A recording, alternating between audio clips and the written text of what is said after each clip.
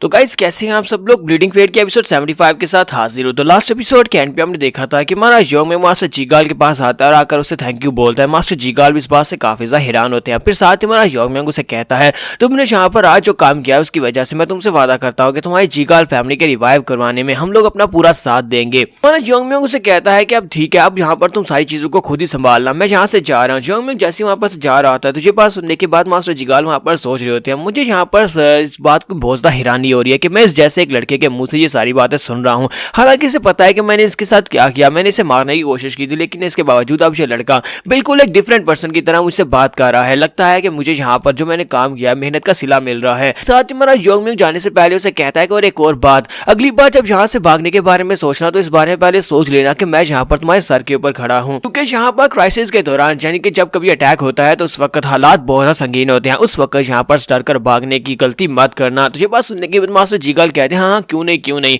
साथ ही वो सोच रहा था मुझे लगता है कि पहले ही यहाँ पर इसको सब कुछ पता था, लेकिन इसके बावजूद ये मुझे थैंक यू बोल रहा था, तो मुझे लगता है कि मुझे भी इसके साथ अच्छा रहना चाहिए। योंग कहता है कि अब जबकि यहाँ के सारे मसले हल हो चुके हैं तो अब यहाँ पर एक ही मसला बचा है, हमें जाकर ब्लैक डेथ अलायंस लीडर के पैलेस में जाकर उस पैलेस को भी जाकर जांच करनी होगी, वहां पर जाकर अपने कब्जे को कंप्लीट करना होगा। तो नेक्स्ट सीन 2 दिन के बाद का दिखाया जाता है। तो 2 दिन के बाद ब्लैक डेथ अलायंस लीडर के जो फोर्ट्रेस होता है उसकी बेसमेंट का सीन दिखाते हैं, जहां पर मास्टर वूंजिन जो होते हैं हमारे योंग के साथ आते हैं। तो मास्टर वूंजिन और जैसे वो लोग वहां पर पहुंचते हैं तो वो देखकर बहुत ज्यादा हैरान हो जाते हैं, क्योंकि वहां पर बहुत ज्यादा सोना पड़ा होता है। तो वहां पर एक पूरा पहाड़ बना होता है। तो वो कहते हैं कि इसके पास इतना सारा खजाना कहां से आया है कि इतने सारे खजाने के साथ तो हमारी टैंक फैमिली पे कई सालों तक सर्वाइव कर सकती है, क्योंकि हमें और ज्यादा काम करने की जरूरत भी नहीं पड़ेगी। लोगों ने तो यहाँ पर पूरा सोने का ढेर लगा कर रखा हुआ है। मिस्टर वूंजिन कहते हैं मुझे समझ आ रही है कि आज यहाँ पर ब्लैक डेथ अलायंस का लीडर जो था वो सिचुआन से बाहर क्यों निकलना चाहता था। वो सिर्फ और सिचुआन के ऊपर ही राज कर रहा था। अगर वो चाहता था वो सिचुआन से बाहर की टेरिटरीज के ऊपर भी कब्जा कर सकता था। योंग सोच रहा होता है कि ये मुझे पता है कि इतना सोना कहां से आया है। जब वो यहाँ पर फॉलोअर्स को रिक्रूट करता था तो उनके पास से बहुत सारे सोने की डिमांड करता था। ये उसका तरीकाकार था उन्हें अपने सेक्टर में ज्वाइन करवाने का।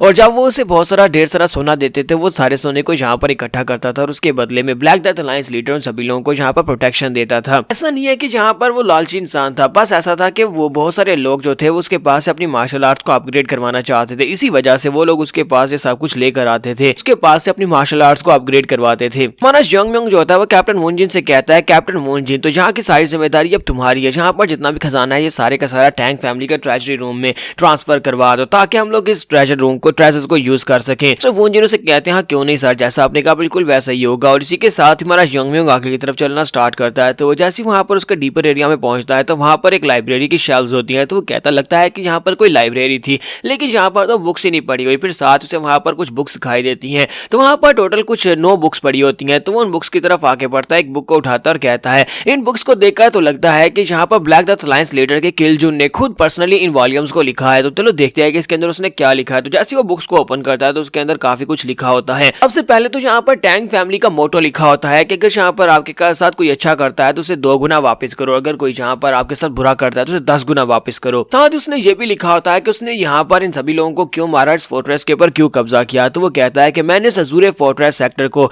यहाँ पर इसलिए हरा दिया और इसके मास्टर को इसलिए मार दिया क्योंकि मेरे जो फादर फिगर था यानी कि जो मेरा ब्रदर था उसको इन लोगों ने मार दिया था, क्योंकि उसके ताल्लुक इवल सेक्टर के साथ। इसी वजह से इन सभी राइटियस सेक्टर्स ने मिलकर उसको मार दिया था। सभी लोगों से मैंने बदला लिया और सभी लोगों को सेक्टर्स को मैंने बर्बाद कर दिया, उन सभी के सेक्टर्स उन सभी के क्लैंस को बर्बाद कर दिया। और उसके बाद उनकी मार्शल आर्ट्स को मैंने पहले से बेहतर बनाया और उनकी सारी की सारी मार्शल आर्ट्स को काउंटर करने के बाद उसने इन बुक्स के अंदर लिखा था। तो वो कहता है कि अगर मैं यहाँ पर इन लोगों से स्ट्रांग बनना चाहता था तो मुझे इन सभी की मार्शल आर्ट्स को काउंटर करना चाहिए था। इसी वजह से मैंने उन सभी की मार्शल आर्ट्स को काउंटर करने के तरीके निकाले ताकि मैं उनको अपग्रेड कर सकूं। अपग्रेड करने के साथ साथ मेरे लिए इन मार्शल आर्ट्स को हैंडल करना बहुत ज्यादा आसान हो गया था। योंग जी पढ़ने के बाद काफी ज्यादा हैरान हो रहा था और कहता है कि मुझे समझ नहीं आ रही कि उसने ये सब कुछ कैसे किया। हमारे आसपास के जितने भी मार्शल आर्ट्स के क्लैंस हैं उन सभी के पास बहुत ही हाई लेवल के मार्शल आर्ट्स के टेक्निक्स हैं, लेकिन इस बंदे ने सिर्फ और सिर्फ कुछ ही बुक्स के अंदर उन सारी मार्शल आर्ट्स की टेक्निक्स को डिसमेंटल करके लिख दिया हुआ है। तभी इस जगह के ऊपर अज़ूरे फोर्ट्रेस के अंदर एक लाइब्रेरी हुआ करती थी जिसके अंदर बहुत सारी बुक्स पड़ी हुई थी। हर एक शेल्फ के अंदर हजारों बुक्स पड़ी हुई थी, लेकिन अब यहाँ पर देखो सिर्फ और सिर्फ कुछ वॉल्यूम्स पड़े हुए हैं।